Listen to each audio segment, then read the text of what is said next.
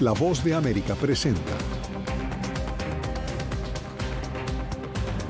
Hoy en Foro, aranceles, tensiones diplomáticas y el futuro de la alianza comercial de América del Norte. Desde Washington les saluda Gonzalo Abarca. Bienvenidos.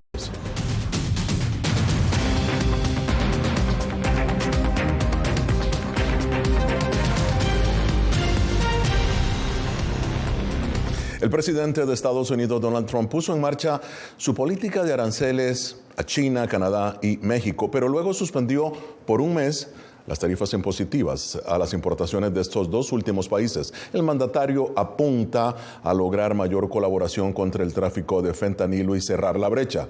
La medida, aunque temporal, busca beneficiar en especial a la industria automotriz norteamericana, la más integrada del acuerdo comercial entre Estados Unidos y Canadá. Pero Jaime Moreno se encuentra con nosotros para ampliarnos. Bueno, Jaime, como ya dije, esta es la industria automotriz más integrada. Canadá, Estados Unidos, México. ¿Cuál es el futuro? ¿Cómo se proyecta? Gonzalo, la industria automotriz, como bien lo dices, es bastante integrada. Es decir, funciona de la siguiente manera. Piezas que se producen en Estados Unidos viajan todo el tiempo entre los tres países. Van, por ejemplo, a Canadá, de Canadá se devuelven a Estados Unidos, de Estados Unidos van a México, de México vuelven a Estados Unidos y al final lo que resulta es el ensamblaje de los vehículos.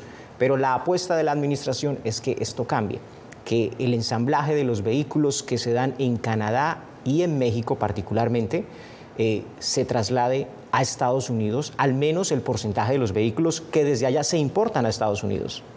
Pero ahora estamos hablando solamente de automóviles estadounidenses o hay automóviles que vienen de otros países.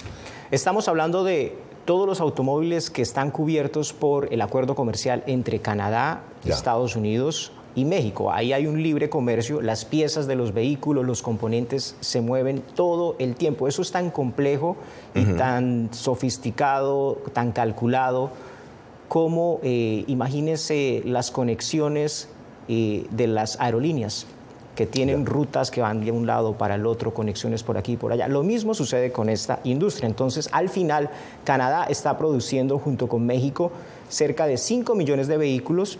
Estados Unidos produce más de 10 millones de vehículos, es decir, vehículos que se ensamblan en estos países.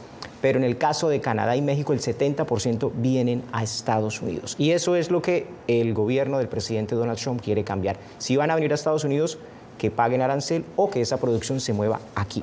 Lo que entiendo por lo que estás diciendo, la idea es que la industria salga de México, se mueva a Estados Unidos, pero en un mes mover una industria. Lo que ha dicho la Casa Blanca es que las compañías tienen un mes para iniciar este proceso. Vamos a ver en un mes si lo que hayan hecho satisface o no las aspiraciones de la Casa Blanca. Pero, por ejemplo, en la primera administración del presidente Donald Trump, el componente que se fabricaba en Estados Unidos, de las partes que se le incluía a los vehículos que se ensamblaban en México y que después se exportaban a Estados Unidos, era bastante bajo. Y después de que el presidente Trump renegoció ese acuerdo, ese componente llegó al 74%. Es decir, el 74% de las piezas que se le pone a un carro que se ensambla en México originalmente se produjeron en Estados Unidos. Pero en esta ocasión la apuesta en 2025 es diferente.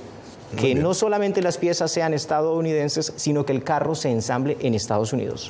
Bueno, muchísimas gracias, Jaime Moreno. Y bien, ahora para analizar el tema nos acompaña Lila Abed, ella es la directora del Instituto México del Centro Woodrow Wilson, aquí en Washington, la doctora Leticia Calderón Chelus del Instituto Mora en México y el analista, columnista Julio Schilling en Miami. Bienvenidos todos, un placer tenerlos nuevamente en Foro. Lila, voy a empezar contigo. Bueno, ¿qué análisis rápidamente puedes hacer de los aranceles como táctica de negociación con aliados y rivales? Bienvenida.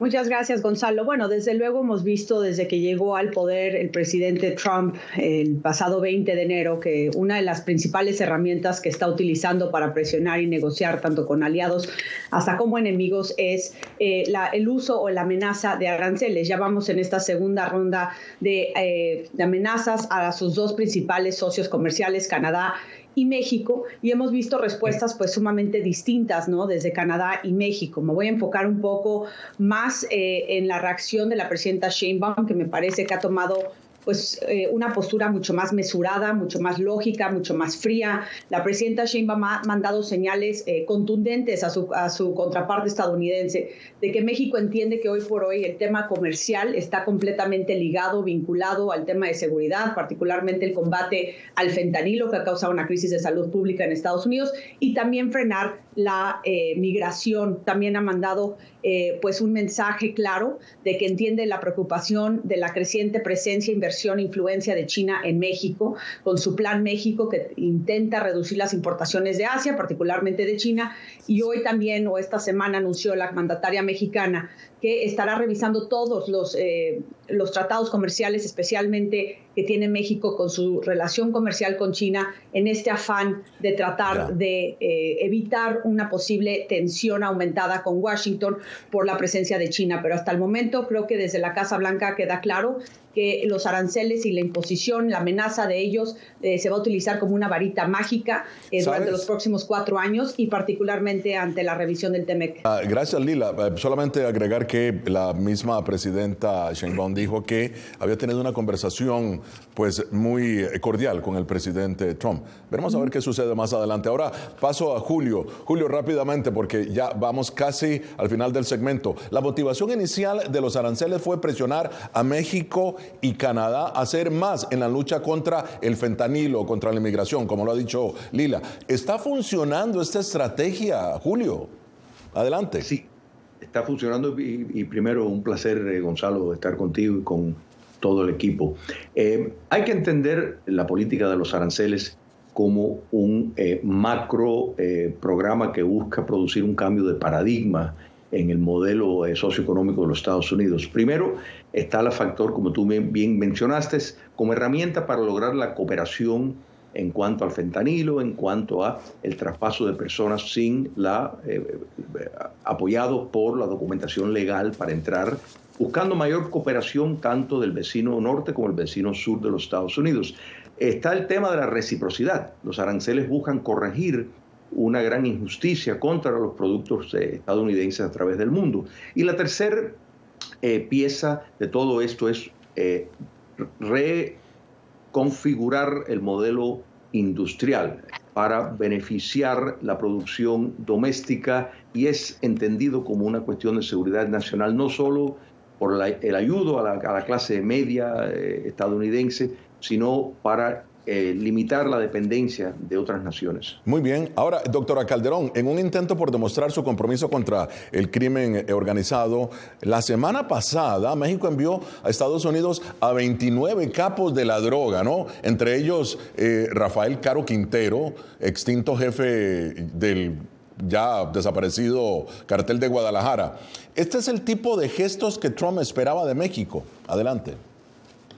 Bueno, yo creo que lo que no se sabe es qué se espera de Trump. La verdad es que habría que empezar por ahí, porque es un personaje que no es muy claro en el sentido de qué realmente quiere. Un día dice fentanilo, otro día dice migración, otro día, y con cada uno de sus socios y aliados ha cambiado, digamos, la jugada. Entonces, eso sería lo primero de decir, que no es muy claro, y creo que el mundo entero lo ve, qué es exactamente lo que él pide en términos, obviamente, de esta negociación que al final de cuentas busca pues mejorar y beneficiar permanentemente a Estados Unidos.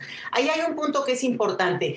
El cambio que hubo en la política mexicana entre el presidente López Obrador y ahora la presidenta Sheinbaum fue muy importante en términos de el ataque frontal a los grupos organizados. Ojo, digo organizados, y esto involucra también una red transnacional.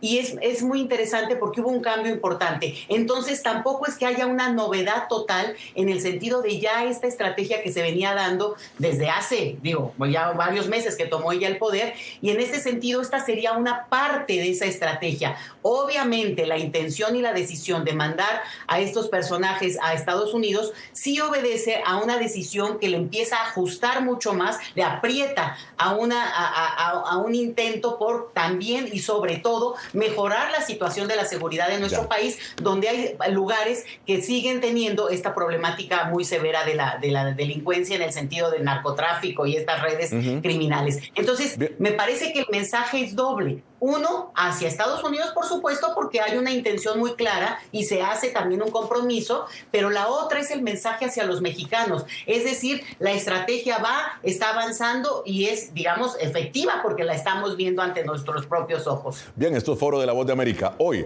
aranceles, tensiones diplomáticas y el futuro de la alianza comercial norteamericana. Ya regresamos.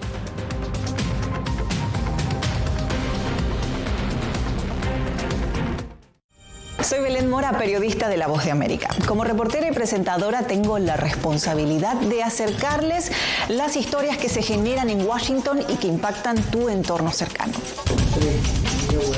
Desde perspectivas diversas en un ambiente informativo en constante evolución que pone a prueba y nos hace poner en la balanza nuestros valores profesionales, te presentamos información veraz, porque en La Voz de América la prensa libre importa. Hace un año fueron despojadas de todo en su tierra, pero lejos de silenciar su talento, desde su exilio obligado sus notas musicales ahora se escuchan en todo el mundo. La Voz de América presenta Sinfonía de Coraje. La odisea para huir de la persecución talibán en Afganistán de las dos últimas integrantes del Instituto Nacional de Música que permanecían en ese país. En todas las plataformas de La Voz de América. Soy Diva Lizette Cash, periodista y presentadora de La Voz de América. Ir más allá de la noticia, escuchar las voces de las minorías y de las comunidades más vulnerables para informar sobre sus necesidades y logros es mi pasión. Desde Washington, visibilizar la diversidad étnica de Estados Unidos y de la comunidad hispana es parte de una pasión que compartimos en La Voz de América, donde la prensa libre importa. Soy Celia Mendoza, corresponsal internacional de La Voz de América. Desde que me uní a este equipo de profesionales hace más de una década, he tenido la oportunidad de descubrir un mundo de noticias que comparto con ustedes. La Voz de América habló con el director. Porque siempre estoy en el lugar de los hechos, entregando información veraz, clara y precisa, manteniendo nuestro compromiso periodístico, porque en La Voz de América, la prensa libre importa.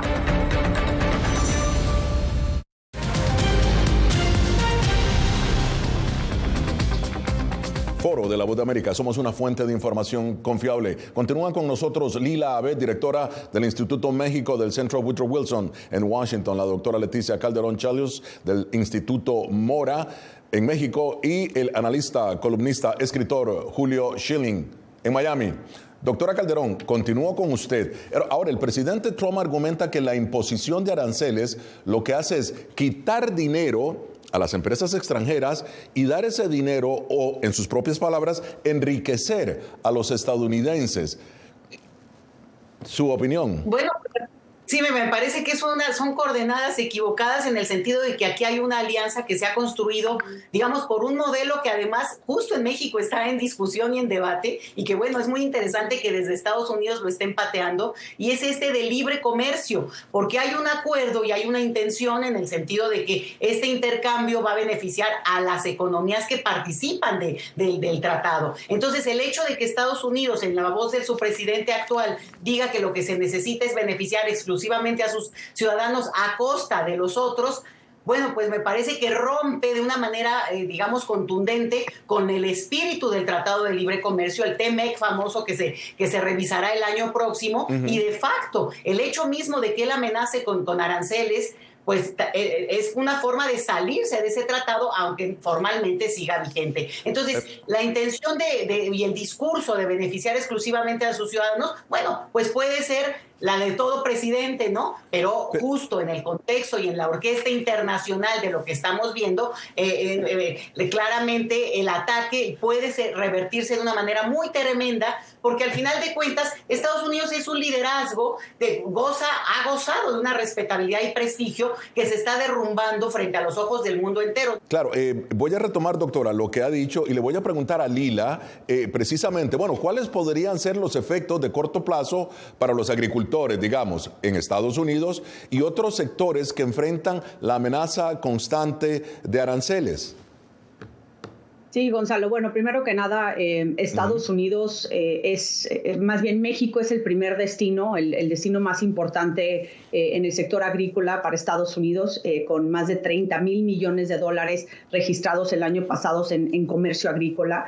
Entonces, igual para México. México exporta casi 50% de todas las verduras y las frutas de Estados Unidos. Para darte una idea, 90% de los aguacates que se consumen en Estados Unidos provienen de México. Entonces, cualquier arancel pues tendría un efecto natural en un incremento importante de productos que consumen los ciudadanos estadounidenses, incluso los mexicanos de manera cotidiana. Pero hay otros sectores que bien mencionabas al principio de tu programa, como el sector automotriz, que ahorita también ha tenido una suspensión de aranceles porque las autopartes cruzan múltiples veces en ambas fronteras, las 3 fronteras de América del Norte, y eso podría tener un impacto tremendo en uno de los sectores críticos para Estados Unidos. Pero así podemos hablar del sector manufacturero, eléctrico y demás. Cualquier arancel sí se supone que es violatorio, aunque sí me gustaría resaltar que el artículo 32.2 de seguridad esencial del TEMEC dice que un país puede imponer un arancel si determina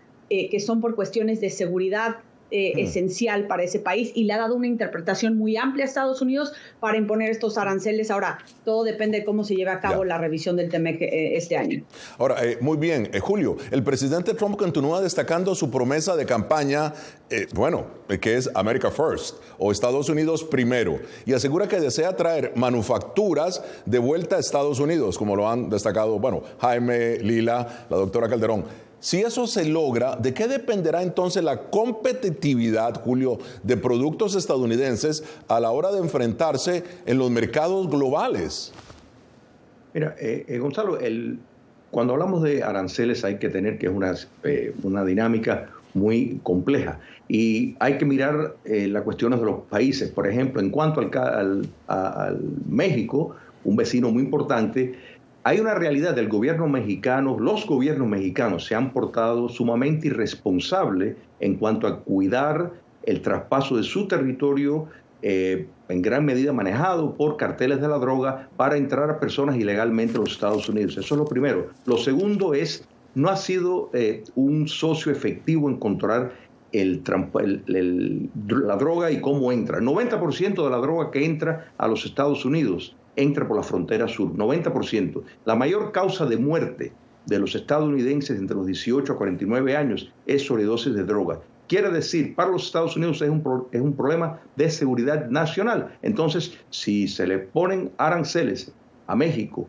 como una herramienta para que coopere, y ahora que los carteles de droga implicados en el transporte de narcotráfico y de personas ilegalmente son considerados organizaciones terroristas, pues entonces le da herramientas adicionales al gobierno norteamericano para actuar de una manera definitiva. Pero la manufactura, o sea, lo que estamos mirando, primero hay un cierto mito de comercio libre, de comercio y dejar que el mercado todo lo resuelva. Eso es una falacia porque, para empezar, uno de los mayores jugadores en el mercado es China, y China, por la manipulación de su moneda de una manera artificial, le lanza al mundo productos que en el sentido de la mano de obra no se puede competir. El cambio industrial, de modelo industrial, tiene implicaciones para colocar al obrero estadounidense en una posición de poder competir, personas que no tienen títulos universitarios, para que puedan tener una vida con mucho más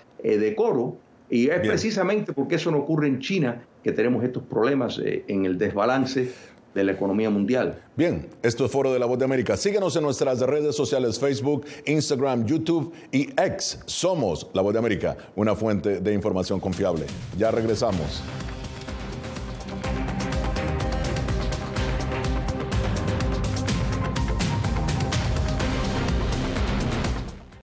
Hola, soy Yasmín López, periodista de La Voz de América y presentadora del noticiero El Mundo al Día. Informar desde la capital de Estados Unidos es uno de mis mayores logros. Desde Washington, D.C., tengo la oportunidad de llevarles a ustedes las voces que claman por la democracia y los derechos humanos. Transmitir esas expresiones y su diversidad es parte de mi compromiso con ustedes, porque en La Voz de América, la prensa libre importa. Algo he aprendido estos últimos años y es el darme cuenta de que nosotros podemos planear todo, pero que la vida tiene cosas para vos que no te imaginas. Me duele porque estoy aquí por ese país que hoy me quitaron. Yo siempre he dicho que la libertad está en la mente. Y el hecho de que tu cuerpo esté en un lugar no significa que no sos libre. Siempre me sentí libre, incluso estando presa me sentí más libre, porque pude darme cuenta que si estaba ahí es porque realmente he elegido qué hacer con mi vida. Soy Eugenia Sagastume, corresponsal de La Voz de América en Guatemala. En el epicentro de los grandes retos, los sucesos locales desde mi país impactan a todas las naciones de la región. Con diversidad de perspectivas, acercamos a nuestras audiencias a situaciones tan complejas como la masiva migración, el crimen organizado transnacional y la situación política y social de Guatemala. En un lenguaje simple, con precisión, te conectamos con la realidad de todo el hemisferio, porque en La Voz de América, la prensa libre importa. Se nos acabaron las esperanzas, muchachos. Dos venezolanas que dejaron atrás las dificultades de su patria derrumbada. Ahorita me veo como que aquí no puedes estar y aquí tampoco puedes estar. Ahora se enfrentan a la xenofobia, la soledad y la falta de oportunidades en un nuevo país donde viven atrapadas en un limbo. En ningún lugar, una historia de lucha y desarraigo. Ahora, en todas las plataformas de La Voz de América.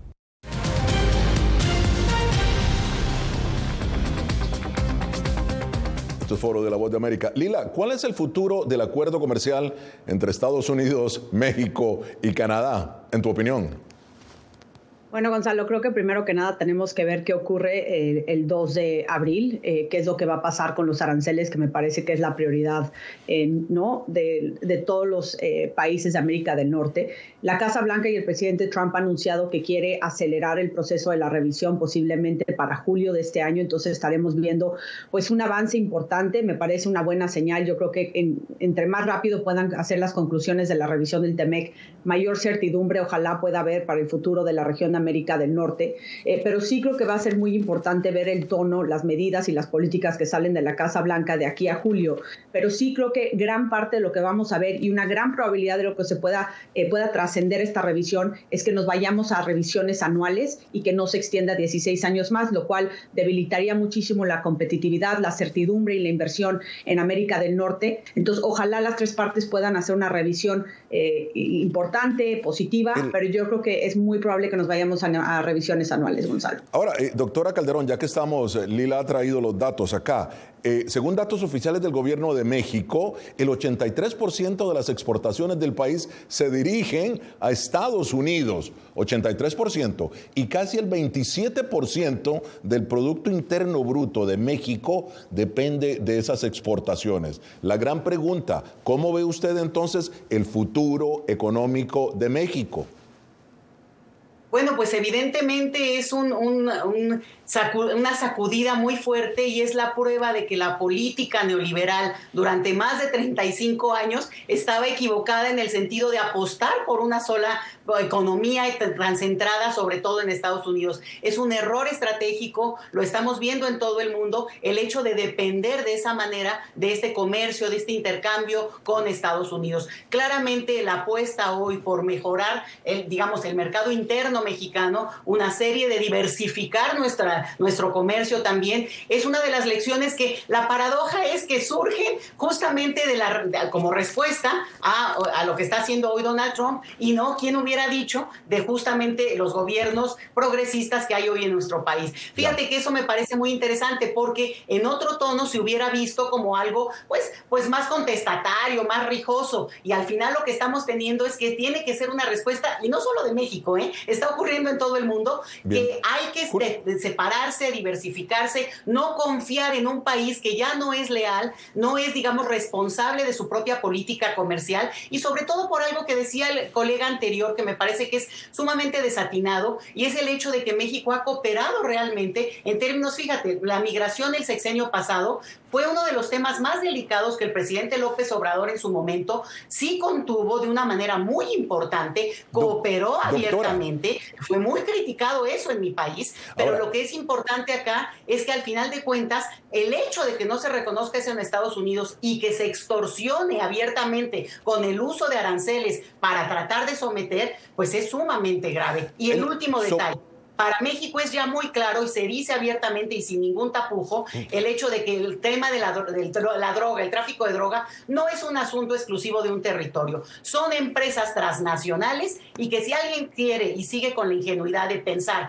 que llegan a Estados Unidos y se desaparecen y no hay contubernio en todos los niveles desde el lado estadounidense, es porque se sigue pensando en una mentalidad del siglo XIX y no justamente en un siglo XXI que está completamente integrado. Estos negocios así lo son. Okay. Doctora Calderón, ahora Julio, muy rápidamente, luego de la pandemia, México ha experimentado un rápido aumento de la inversión china, como lo dijiste, de importaciones a ese país. La pregunta es, ¿se volvió México la puerta trasera de China para exportar a Estados Unidos con productos subsidiados de Beijing, en tu opinión? ¿Cómo no? Antes de contestar, la señora que me precedió me dio la razón en mi argumento al querer decir que estaba desatinado, porque precisamente si López Obrador cooperó un poco, fue porque Donald Trump lo amenazó con aranceles, lo amenazó con revisar las relaciones que tenían, y eso pues sí logró una cierta mejoría en cuanto a ese cuidado. Enseguida que Joe Biden revirtió todas esas órdenes, volvió la anarquía en la frontera sur, y sí, México es responsable de las milicias del narcotráfico que tienen tanta influencia, lamentablemente, en la gran República Mexicana, en el sector político. Eso es innegable, y el pretender que eso no es un hecho, estaría arando en el mar. China es una amenaza en todo sentido, y parte del problema con el acuerdo de libre comercio previo era precisamente lo que acabas de mencionar, Gonzalo, que China tenía una presencia, que muchas de las piezas estaban hechas en China, llegaban a México y de México se exportaban a los Estados Unidos. El último acuerdo, el acuerdo que se arregló, el acuerdo de libre comercio nuevo, el efecto está precisamente buscando resolver ese problema. Pero hay que entender una cosa, que aquí hay un desbalance y las naciones tienen derecho a tratar de resolver esos desbalances. El estándar de vida de México, sin lugar a duda, ha subido. El consumo de los mexicanos, de los estadounidenses, también ha mejorado. Sin embargo, hay un problema del estándar del obrero estadounidense que no está a la altura, y eso es lo que se quiere corregir.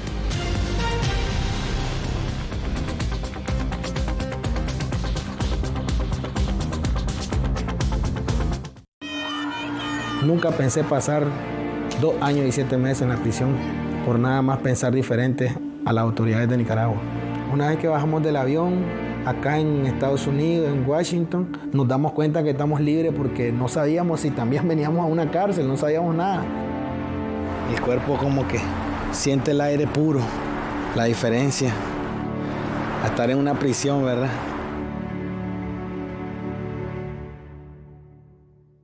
Soy Jacopo Luzzi, reportero de La Voz de América aquí en Washington, D.C. Ya sea informando desde el Capitolio, desde la Casa Blanca, cubriendo el impacto del cambio climático, el impactante tema migratorio, o subir en un avión y cruzar medio mundo para estar en el lugar de la noticia con la información precisa y veraz. Este es mi compromiso como periodista, un compromiso de vida profesional que comparto con ustedes, porque en La Voz de América la prensa libre importa. ¿Flamenco? Sí, flamenco, para echar unos pasos gitanos ahí. En una época en la que muchos en Estados Unidos mueren en hospitales, un hijo adulto quiere darle a su padre, que transita los últimos días, el regalo de una muerte en paz. ¿Lo oyes? ¿Está bien? Amor hasta la muerte, un documental de La Voz de América. Ahora, en todas nuestras plataformas.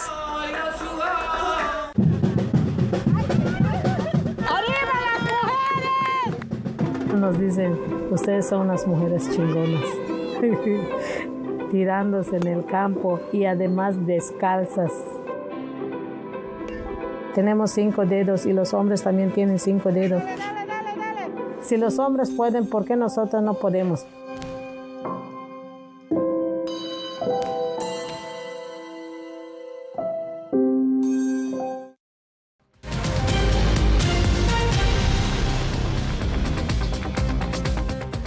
Bueno, muchísimas gracias a Lila Abed, a la doctora Leticia Calderón Chelius y a Julio Schilling por este gran debate que hemos tenido. Llegamos así al final de esta edición de Foro de La Voz de América. Nos vemos la próxima semana. Desde Washington les habló Gonzalo Barca. Feliz fin de semana.